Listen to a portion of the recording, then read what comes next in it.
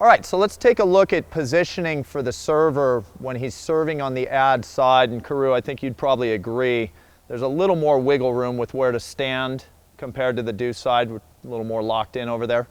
Okay, so the idea here, you guys, is that on the ad side, the resulting shot off the return, what we're kind of expecting to see, is going to dictate a lot about where we stand.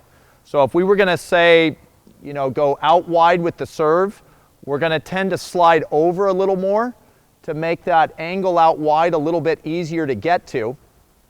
Obviously also keeping a little more space between the server and Jake up here at the net, giving yourself a little more of a window to see to get that ball out wide.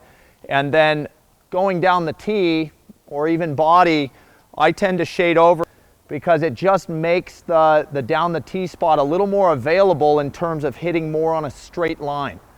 All right, so let's have a look, Karu, at a serve from out wide. Being about that position. Great, and a lot of you out there, let's say he was gonna stay back off that serve. That's another great idea, that if you like your forehand better than your backhand, like a lot of us do, if you start a little closer to that single sideline and you're staying home here, you're giving yourself a much bigger window off that return to see a forehand. Whereas if you start closer to the center, any cross-court return ultimately becomes a backhand for you, okay? All right, so let's have a look also at that down the tee serve. Positions a little closer to the center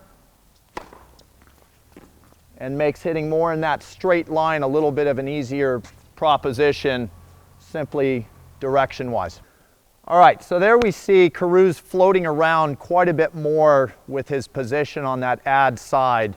And while you don't want to give your opponents a tell, you know, if he's always serving down the tee when he's closer to the center or always serving out wide when he stands a little farther over, you know, that kind of tips your opponent off. So definitely mix it up even when you're switching those positions to help you get to your spots.